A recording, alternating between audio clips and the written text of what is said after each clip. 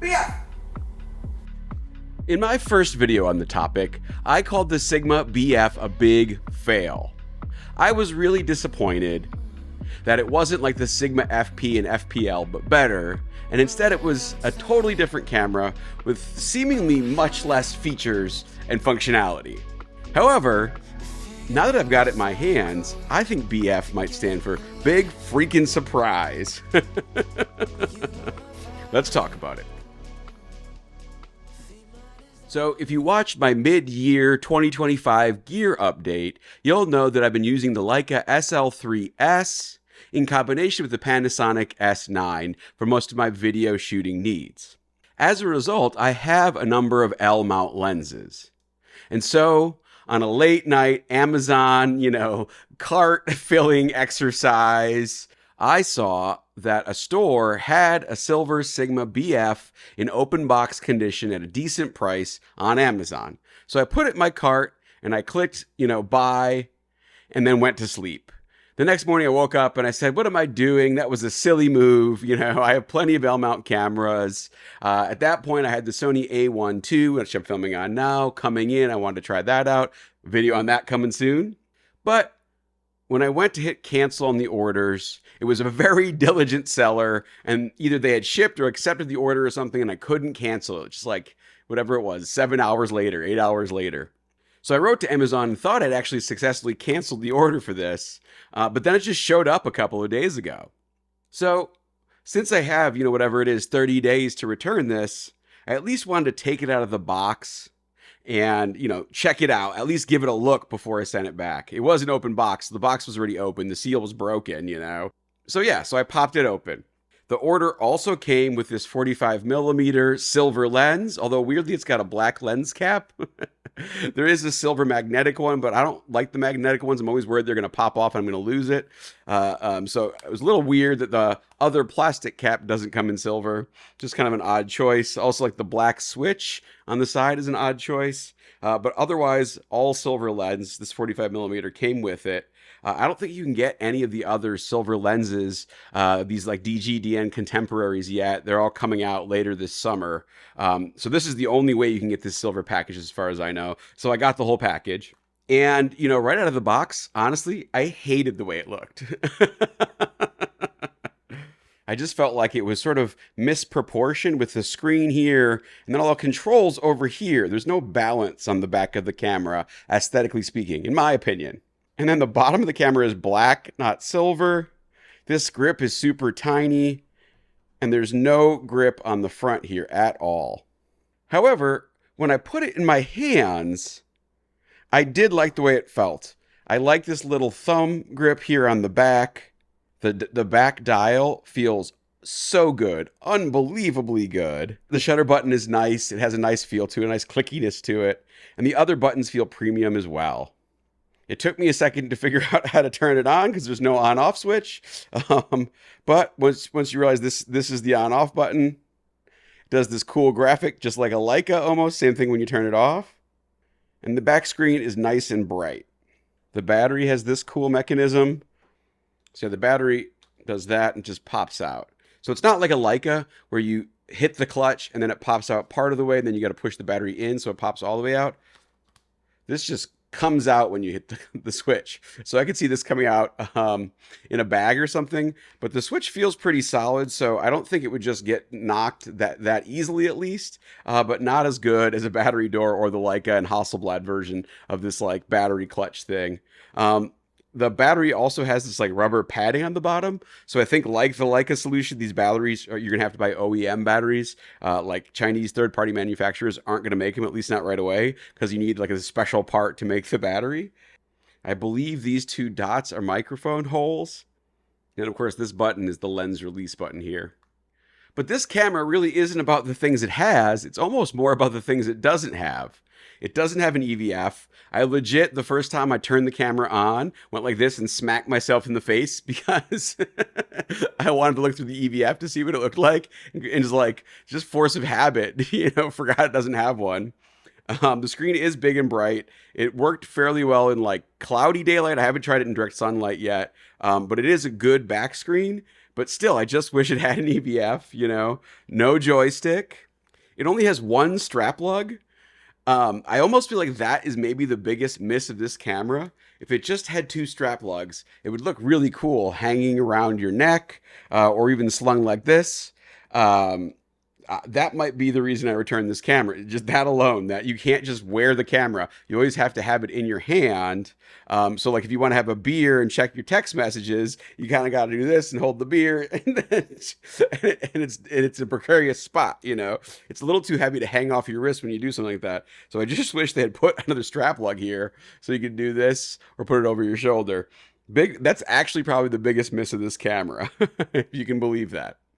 Oh, the camera also doesn't have a hand grip, which would have been really nice. When you're holding the camera, it's okay. The thumb grip is just enough grip, even though it's like a little weird way you kind of have to hold it here. But you basically end up having to use both hands to shoot this, even though this is basically an automatic point and shoot camera. Either you're changing the aperture or focusing or just balancing this heavy kind of camera. So again, I just wish it had that second strap lug, because it would make all the difference. Then it wouldn't be bad. You just leave it here, you grab it when you want it, boom, and it goes back, when you're done. You could screw something to the bottom here, but then it would hang like this, which would be less than ideal. So I don't know. I might have to do some searching to see if there's a better solution that kind of fixes this, or like a glue-on second strap lug. I don't know. I understand there's no hot shoe because with these electronic shutter cameras, like the flash stuff doesn't work anyways, so there's no point in putting it on here. You can't see this, but this does not have a mechanical shutter. The sensor is naked to the world with nothing protecting it. There is no sensor protector. So I think that's another big miss. Even in shooting it a little bit, there's been situations where I thought like I had a fast enough shutter speed, all this stuff, but because there's no IBIS, there's no mechanical shutter in this, the shot was just like a little blurry and wavy. I don't know if it's from rolling shutter or, I have a less steady hand than I think, but I feel like in any camera with a mechanical shutter, that shot would not have been blurry or jello-y. So you definitely do see the downsides there with this camera. There's no SD card slot. It's just the hard drive in here. So if that hard drive dies, you're screwed. I've never had like an SSD hard drive fail on me, but with my luck, I'll be the first one to have a BF fail on me like that. So like if in the middle of a shoot, it goes out, you're screwed. Your shots might just be gone. That reason alone, it's probably relegated to just casual everyday carry, family photos, fun stuff out with your friends. You can't really use this as a professional camera for that single reason, the hard drive only option. I really feel like they could have put a card slot right here, and they should have. So besides like the exterior features of the camera, there's also kind of a steep learning curve with the camera. The software interface is totally different than any other camera. Probably is slower than most other cameras. Once you kind of get the hang of it, it's okay. They actually kind of use the Fuji logic in the sense that when you want to change a setting, you push this center button around the control wheel here, and then you move from setting to setting. So if you click on a setting, then you can turn it to auto, right? And you can turn all the settings to auto. And then you've basically got a point and shoot camera. But what's weird about this is like, as you can see here, it doesn't tell you it's in auto mode, right? You just have to kind of remember what you did and then watch how the camera reacts accordingly. And then also, since you only have one control wheel, you can't control the whole exposure triangle at once. You can only control the item that you've highlighted. So for example, I turned aperture off auto, so I can control that with the aperture ring on this lens. And then, so I'll leave this on shutter speed now, and you can see here it's showing the shutter speed. So if I click off of that, now that will change my shutter speed. My aperture would be on the front dial, but I have no way to change my ISO except clicking back into the menu and lowering it, right? So, once you get the hang of it, it's not that bad, but it certainly is not the fastest implementation of a manual camera control situation that I've ever seen. So, I think this was designed really to just leave everything in auto or, like aperture priority and just kind of let the camera decide.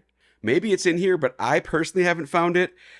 I don't think there's a way to set like a range for auto ISO, like 400 to 1600, some range. So the auto ISO can bounce all over the place unchecked. That would be a really good firmware upgrade. I mean, the menu options are insanely limited. which in some ways I really like. You kind of have all the things you need right here, but then the system menu, I feel like they could have put more stuff in here. There's just some, some things I would like to change, like, oh, shutter protector, turn that on if it had one, Or like I say, ISO range, focus limiter, focus stacking, like all these things they could have put in here, they didn't. Cinema DNG, they took that out, right? We'll get more into that, but, very, very limited menus. And not a terribly customizable camera either. Although given the limited controls in the camera, I don't know what you would customize anyways. It's also interesting how you get into video. You go to shot mode, like single shot, multi-shot, click it, and then you can change all these different things, timer, all that stuff. It does have focus bracketing. But then that's how you get into video mode. And then that allows you to change the codecs. As you can see, there's only 3 options. H.264, H.265, and then L-Log. No cinema DNG like the FP and FPL. Major bummer there. And then you're in video mode. And then to click out of video mode, you do this again. You can switch back to single capture. Such a strange implementation. No dial needed. But something that I think really needs to be talked about, that maybe people didn't talk about enough upon release of this camera, is Sigma's colors are really, really nice. Bordering on gorgeous. It's kind of like a warm amber, like teal and orange, cyan toned, nostalgic retro color set coming right out of the camera. But I really like it. I think it looks really nice. It almost looks like cinematic. And you can use those same color profiles in video, which I really like. It's really a shame this doesn't have more video functionality, or even like a flip out screen, because this would actually be a great little vlogging camera if it did. And those colors would just be like a great, like straight, easy deliverable, not even have to do anything out of the camera. Just record yourself, boom, off it goes. Furthermore, the picture profiles, like the different color options, like standard, rich, warm tone, whatever. I'll put some samples up here with all the different names.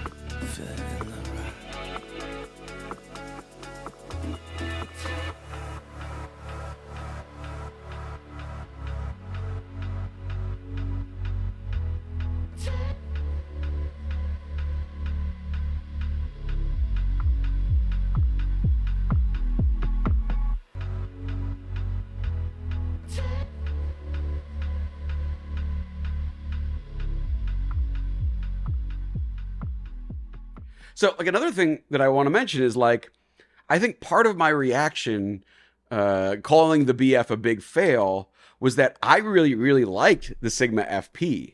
I thought that was like a darn near like 75% of the way there, perfect camera. I love the small size. I like the colors in that camera too. I love the video functionality of the Cinema DNG. I just hated the autofocus. I hated that it didn't have an EVF and all these other things. And I was hoping they were going to come out with an FP that fixed all those problems. Instead, they went with a completely different camera that basically fixed none of those problems and in some ways made this a worse camera, just sexier looking and a little bit more fun to use and with decent autofocus. And my initial reaction was just sort of like, Sigma's never going to make a camera for me. You know, they're just like making these weird things, you know, whatever. It's a niche thing. They'll sell a few thousand of them and that's all they're planning to do. But now, having used it, it really makes me wonder if Sigma's onto something here. And if they make like a more functional, more normal type camera, I'll be really interested. Or even just like a slightly bigger version of this with that second strap lug, an EVF, a joystick, IBIS, those kinds of things, a hand grip, you know, that would probably be the best L-mount camera on the market. Like taking out Blackmagic and things like that, but like the best hybrid, you know, kind of mirrorless little photo camera on the market. As it is, you know, this might actually still be the best L-mount camera on the market. I think the Panasonic S1 series are really like cheap feeling in the hand. The autofocus actually isn't that great. I mean, it is phase detect, don't get me wrong. It's not terrible, but like it's not Sony Canon class leading level. Like the autofocus in this is like surprisingly good. It's probably better than anything Panasonic has done or Leica has done. Again, not Canon, you know, Sony level, but maybe even Nikon level. I don't know. It's pretty impressive. And like the menus are terrible in Panasonic cameras. So like, despite all the software functionality, like Open Gate is awesome. False color is awesome. Oh, by the way, this has zebras and false colors in it. Nuts. Okay. And then like, you know, the SL3 series is a big improvement, but they are not as functional as Canon and Sony cameras. They're real wonky, you know, and it kind of detracts from experience. They also do this thing where if you're underexposed, it will light up the image when you half press the shutter. And if you're overexposed, it'll darken it. And that just drives me nuts. It makes the camera really hard to shoot for photo, despite like an otherwise really enjoyable photo experience. So Sigma probably has the best menu system, software interface, and like enjoyability to shoot in this camera than all the other L-mount cameras, despite all of its shortcomings and the kind of just insane nature of this camera. So I don't know, like it would be kind of nuts if Sigma came out with a more functional camera. That might get more people to switch in the L-mount alliance than Leica or Panasonic combined, in my opinion. How does it compare to Leica? For example, the M11 here. I have the M11 Safari, such a sweet camera. In terms of build quality, Sigma's done a pretty darn good job. I would say the M11 is much more ergonomic to carry just by virtue of the rounded side of the camera and the fact that you can slot in a thumb support here. This fits really nice in the hand and doesn't dig into your hand in any way. It feels very secure once you have the thumb support on. Probably the favorite feel of a little, you know, SLR mirrorless full frame camera on the market. Plus, this has an EVF. But in terms of like clickiness of dials, those kinds of things, Leica is still better.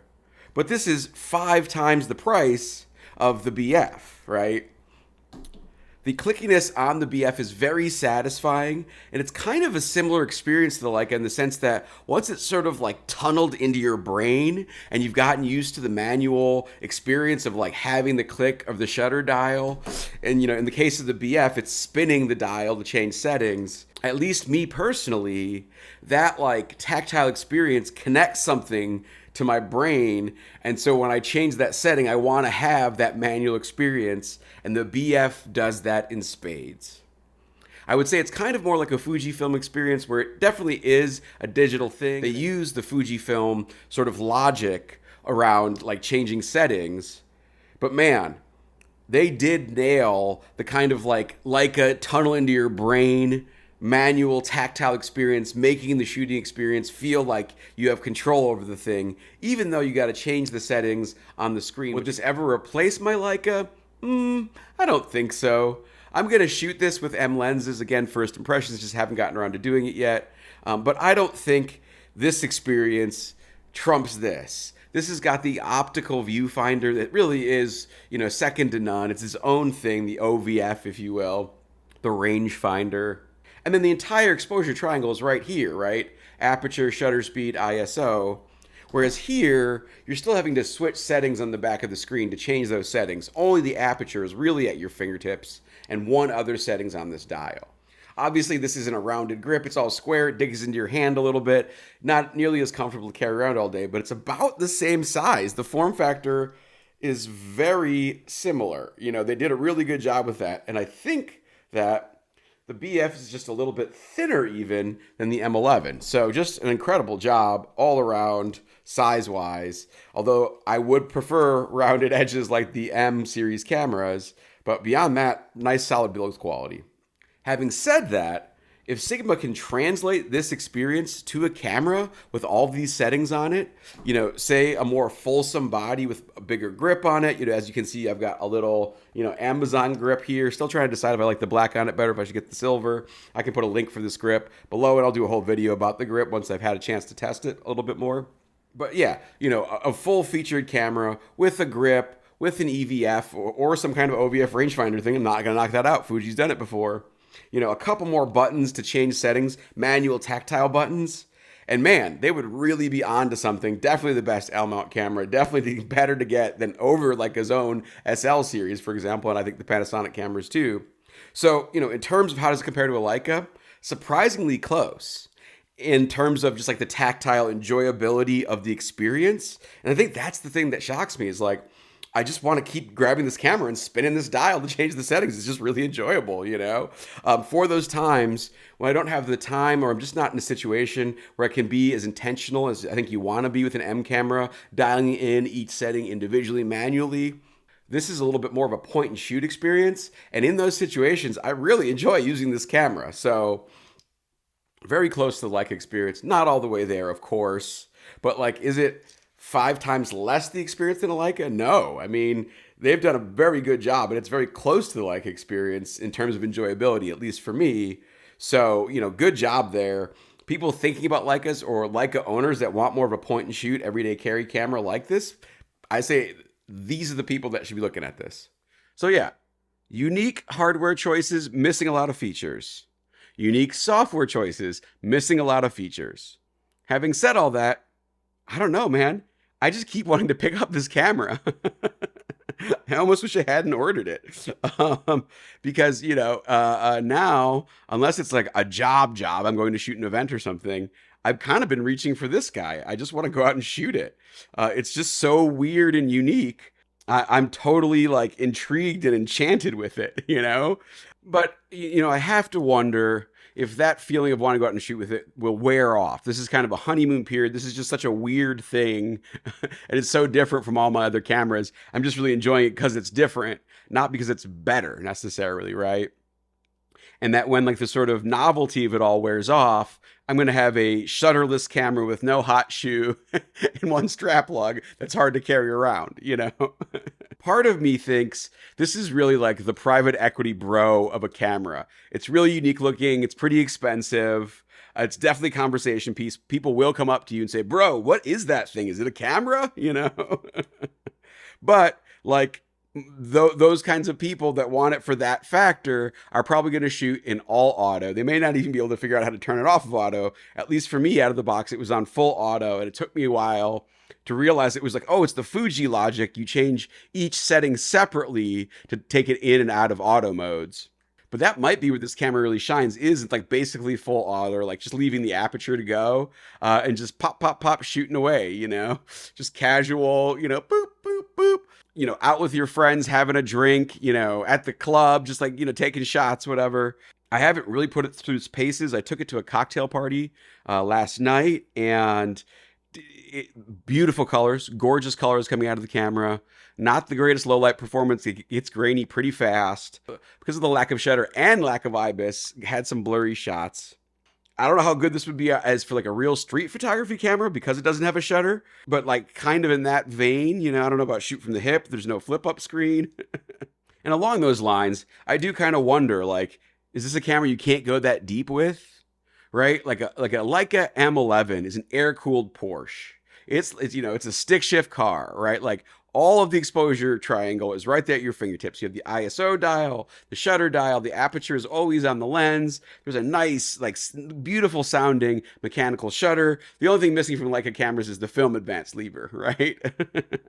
This is kind of like the opposite. It's got nothing on the camera except for the aperture, depending on the lens you're using. Oh, and I do plan to adapt M lenses to this. I have the L to M adapter, so more to come on that as well. So yeah, because you can really only change one setting at a time, you can't really like control this camera. You've kind of got to trust the camera to do some stuff for you. Or you have to be in situations where you can like manually change each setting in a screen-driven, dial-driven menu. You know, the shutter button is really nice. This back dial is one of the nicest I've ever experienced. It just feels just right. I like the knurling on it. It's very, very solid. Really good. It's a directional pad and a spinny wheel, which is cool. But you just can't change the settings that fast with it. So, you know, I do wonder if this is just like a really, really expensive point and shoot. You know, the Petapixel guys have said that like Yazuto-san or Yakuto-san, whatever, the CEO of Sigma, really just wanted a camera for himself. And I don't think he's really a photographer. He's a CEO, you know, of a lens company. And I could see someone who was like photography adjacent or a business person photography that didn't want to mess with the settings, but wanted to get great pictures, would just rock this in auto, enjoy the like aesthetics of it, the conversation piece, artistic aspect of it, art piece aspect of it, and just get much better than a phone photos and be totally happy with that. I still think those people would have appreciated another strap lug, but that might be where this camera shines. I'm not really that person. I like to do funky things, abstracts, you know, mess with my photos a little bit. So I don't know if the like menu software driven approach of this like will get old and I'll just be annoyed with this camera and it'll just sit on the shelf. But that's why they call these first impressions videos, right? This is just my first impression. Right now, the BF for me is Big Freakin surprise. I am really surprised I like this camera. I'm really surprised I am thinking about keeping it. It is a super fun camera to use. A little hard to carry around. We'll see if that all wears off. So stay tuned. I'll make more videos about this, obviously at least one more, following up in like a few months to see if I kept it or if it wore off and I got rid of it. I do have a trip to Ireland coming up in like 2 weeks. So I've ordered the Sony RX1R Mark III, and I was planning on taking that. It should come in time if they come out on July 31st, as like everyone's saying they will.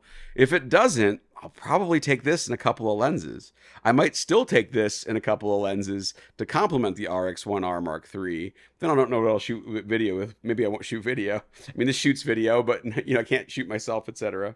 So what are your thoughts? Have you gotten to try the BF? Did you have a similarly surprised reaction to the whole thing? If you did, are you keeping the BF? Let me know your thoughts in the comments below. Like, comment, subscribe, all that stuff, and I'll see you in the next one. Bye.